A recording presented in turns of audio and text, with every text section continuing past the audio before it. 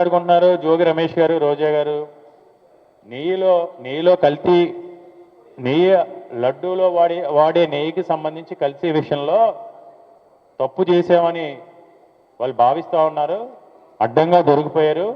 వాళ్ళకి ఏం అర్థం కావట్లేదని కూటమి నాయకుల్లో మదన పడుతున్న తీరు గురించి వాళ్ళు అపచారం చేశాం అని భయంతో కూటమి నాయకులు ఉన్నారు. రోజా గారు, జోగి రమేష్ గారు మాట్లాడుకుంటున్నారు. దాన్ని కట్ అండ్ పేస్ట్ చేసి వీళ్ళు దుష్ప్రచారం చేశారు. తర్వాత మీరు చూశారు కదా సోషల్ మీడియాలో. ఇది సోషల్ మీడియా యుగం. మనకు నచ్చినట్టు చేద్దామంటే అయ్యేది కాదు. 100% ఏది ఏమైనా మళ్ళీ మేము ఒకటే చెప్తున్నాం. ఒక నిజంగా పవిత్రమైన అంశం, ఒక సున్నితమైన అంశానికి సంబంధించి ఇలా రాజకీయాలకు వాడుకోవడం సరే.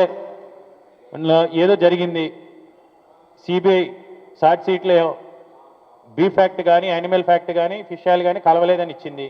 కోర్టులో ఉంది కదా అంశం. మీరు మొదటి నుంచి పెడితే ఫ్లెక్సీలు పెట్టి మొదటి నుంచి ప్రచారం చేయాలి కదా.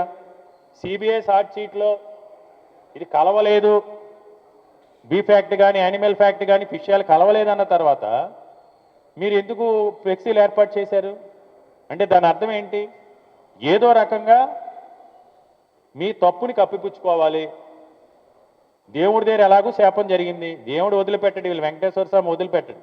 పైగా ఆయన ఏదో చెప్పుకుంటుండే నేను దేవుడి దగ్గర అవన్నీ కొన్ని మాట్లాడుకున్నాం. అసలు ఏదైనా దేవుడికి సంబంధించి చంద్రబాబు నాయుడు గారు 100% వెంకటేశ్వర స్వామి భక్తుల మనోభావాల్ని కూటమి ప్రభుత్వం దెబ్బతీసింది, విశ్వాసాలని దెబ్బతీసింది, ఆ దేవాలయ యొక్క పవిత్రని దెబ్బతీసింది. దేవుని రాజకీయాలు వాడుకుని మహాపాపం చేసింది వీళ్ళు. ఆ మహాపాపాన్ని దేవుడు ఎలాగూ క్షమించడు, ఆ శాపం వీళ్ళకి తగులుతుంది.